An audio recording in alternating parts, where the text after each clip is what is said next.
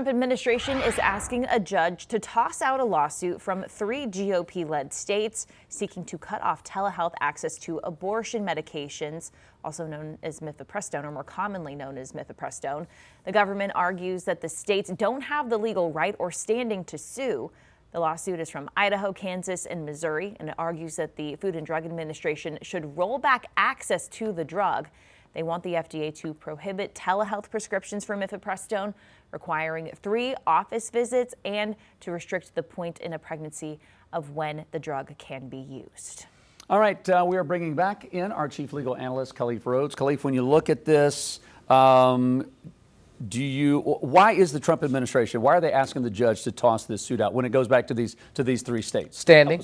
Okay. Just standing. We're not talking about the merits. We're talking about you guys don't have a right to be here. This is the Biden administration started it, and they're saying, look, we're going to continue to ask for this case to be dismissed because if you're looking at the law, regardless of partisanship or not, you don't have an ability to be here. First of all, your claims are expired. They're from 2016. There's a 6-year time for you to bring a type of claim like this, so you can't just tack on or jump onto this case. If you want to bring your claim, you can bring a claim in another venue, but not here, not in Texas where this case was brought. If you guys want to bring your suit as your individual states, you can do that. I mean, the states that you've listed have extremely extreme bans on abortion. Specifically, Idaho has it all stages. So they're saying your claim, your arguments, even on the merits, are different than what we're attempting to do. So for sure, you have to bring a separate claim and don't try to hitch a ride on our claim. Well, a lot of people were kind of raised their eyebrows that this administration was kind of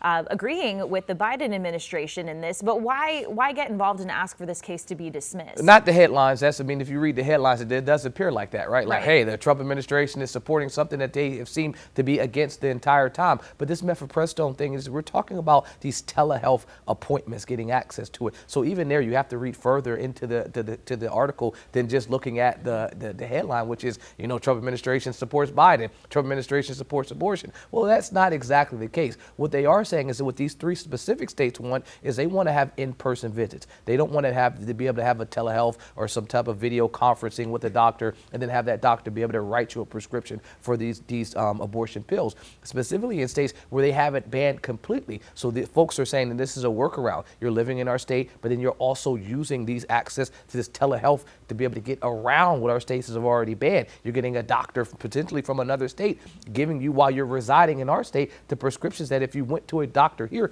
you wouldn't be able to get. So I understand and appreciate their argument, but what the Trump administration is saying is that's not what we're attempting to argue specifically in this case. So the biggest portion is not looking at the merits, but looking at the fundamental context of how you can bring a claim. You have to have been a party that has an injury, and you have to have standing. In this case, they don't have the standing.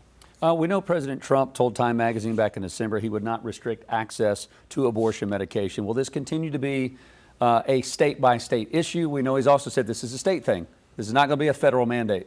I think I'd agree with that portion, that Trump has been consistent. President Trump has been consistent in saying that this is a state issue, that once that Roe v. Wade was overturned and they sent it back to the states to make the determinations, he has consistently said states should be able to and have to make a determination on how their individual states can do it. I think that if you're looking at the merits, that also would be entitled with what this is saying here in this case. Look, you individual 3 states are trying to jump on our federal claim, and we don't want you to do that. Go file your own claim, and if you believe that there's an issue that is rising to the level of a federal issue, then go ahead and fight that on your own. Do you think that those states will actually do that and start taking it on their own? I think so. I mean, if you're a state like Idaho that completely bans it and you have folks that you think are getting a workaround through some technology, specifically video conferencing or telehealth some type of appointment, then yes, the goal would be to continue to fight that. And I think they put the resources behind that.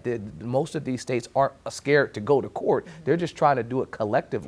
If you can get multiple people to jump on the claim, it strengthens your claim and it cuts down on the cost of litigation. That's why you see a lot of these complaints where it's 5 or 6 or 10 states joining together. Yeah, you got multiple states dumping it in. There's more resources. So I think at least these 3, they'll bring their own claim, and it should be rather quickly because the arguments that they're making are also consistent. If our state law bans this, we don't want to have a workaround where you can go around what the state has already implemented. Right. Gotcha. All right, Khalif Rhodes, thank you, sir. Appreciate it.